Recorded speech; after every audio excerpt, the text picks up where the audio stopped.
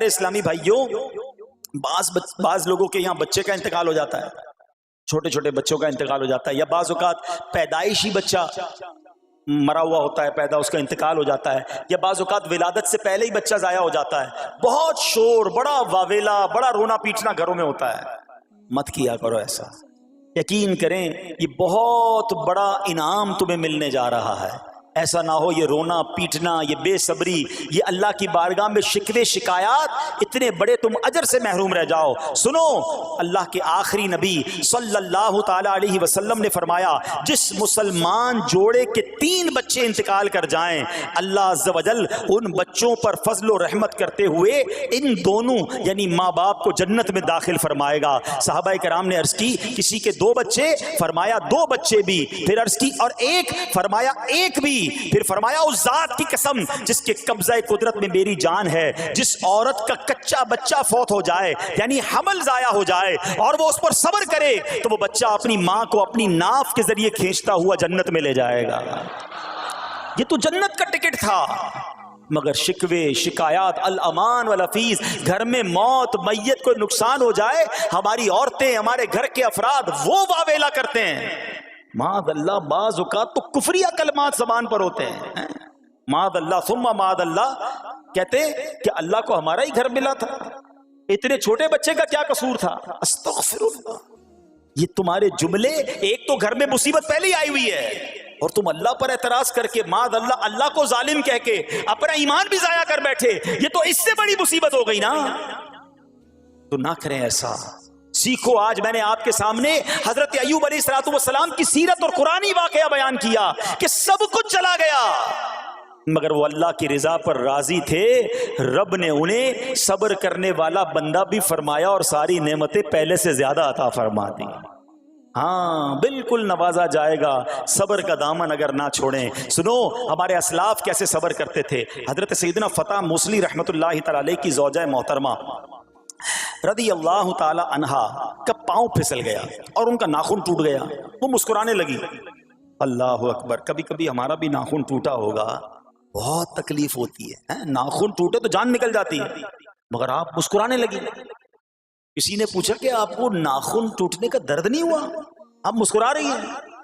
تو فرماتی ہیں کہ اس درد پر جو ثواب ملے گا نا، مجھے درد پر صبر کروں گی اور جو مجھے اس پر ثواب ملے گا تو اس ثواب کے تصور نے میرے درد کی تلخی کو دور کر دیا۔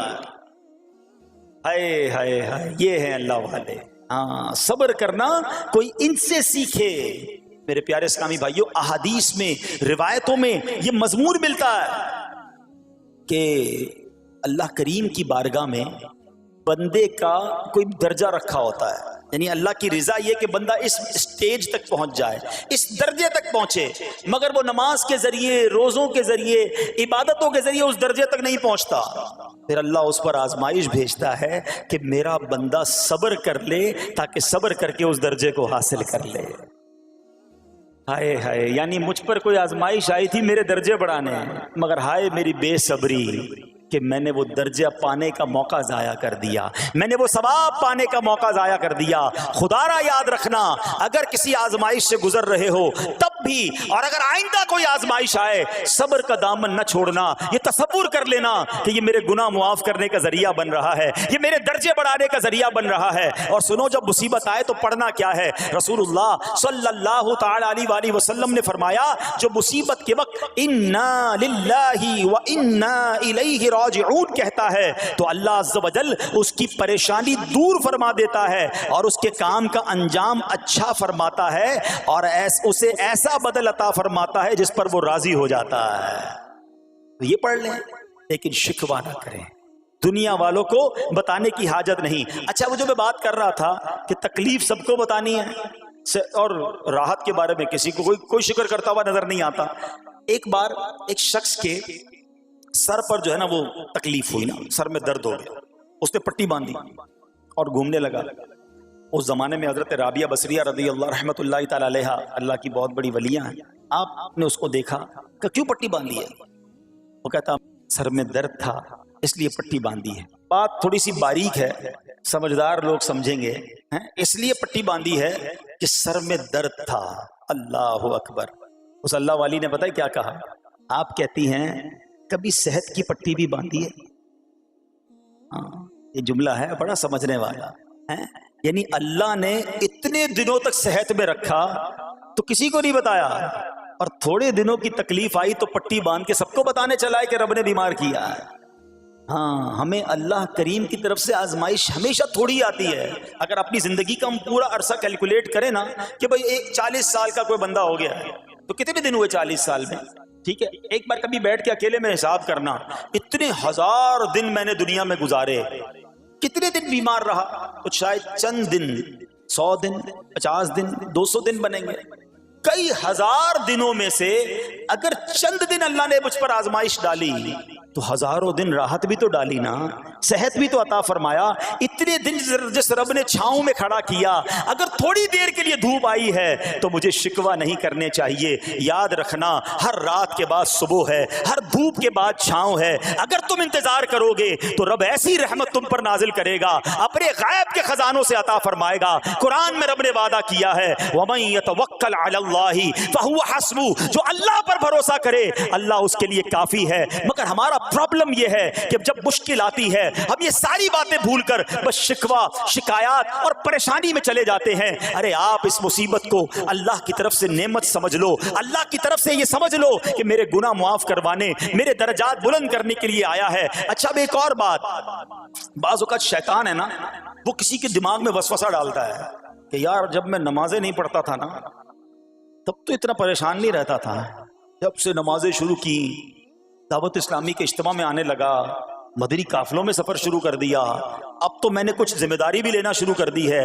ارے میں نے جب سے امامہ پہنا ہے، یہ داڑھی رکھ لی ہے، میری کوئی اسلامی بہن سن رہی ہے کہ بے پردہ گھومتی تھی تو کوئی اتنا ٹینشن نہیں تھا، اب میں نے جناب پردہ کرنا شروع کیا ہے، قرآن پڑھنا شروع کیا ہے تو ٹینشنیں شروع ہو گئی ہیں۔ اب شیطان بعض لوگوں کے ذہنوں میں یہ وسوسہ ڈالتا ہے کہ میں تو دین کے قریب ہو رہا ہوں، اللہ کے قریب ہو رہا ہوں، اور مجھ پر آزمائشیں کیوں آ رہی ہیں؟ سنو سبحان اللہ، اللہ کے حبیب علیہ الصلوۃ والسلام کی کیا شان ہے۔ اعلیٰ حضرت ایسے ہی نہیں کہتے کہ میں نثار تیرے کلام پر ملی یوں تو کس کو زبان نہیں، وہ سخن ہے جس میں سخن نہ ہو، وہ بیان ہے جس کا بیان نہیں۔ میرے آقا نے کم و بیش 1450 سال پہلے یہ مسئلہ سالو کر دیا۔ حضرت سیدنا سعد بن ابو وقاص رضی اللہ تعالیٰ عنہ فرماتے ہیں کہ میں نے عرض کی یا رسول اللہ صلی اللہ تعالیٰ علیہ وسلم سب سے زیادہ مصیبتیں کن لوگوں پر؟ گلی مقاتی نا، پنجابی بچ کہتے ہیں نا گالی بات ہی ختم کر دی۔ حضور یہ بتائیں سب سے زیادہ مصیبتیں کن لوگوں پر آئیں؟ پیارے آقا نے فرمایا انبیاء پر۔ اللہ اکبر، اللہ کے سب سے قریب تو انبیاء ہیں نا، انبیاء پر، پھر ان لوگوں کے بعد جو لوگ بہتر ہیں، پھر ان کے بعد جو بہتر ہیں۔ سنو اب اگلا جملہ، بندے کو اپنی دینداری کے اعتبار سے مصیبت میں مبتلا کیا جاتا ہے۔ اگر وہ دین میں سخت ہوتا ہے اس کی آزمائش بھی سخت ہوتی ہے، اگر وہ دین میں کمزور ہوتا ہے تو اللہ عز و جل اس کی دینداری کے مطابق اسے آزماتا ہے۔ بندہ مصیبت میں مبتلا ہوتا رہتا ہے یہاں تک کہ اس کے دنیا میں ہی اس کے سارے گناہ بخش دیے جاتے ہیں۔ اس طرح کی اور بھی اسلامک اسپیچز بیان سننے کے لیے ہمارے چینل کو لائک، شیئر اور سبسکرائب کیجیے۔ جزاک اللہ خیرہ، اللہ حافظ۔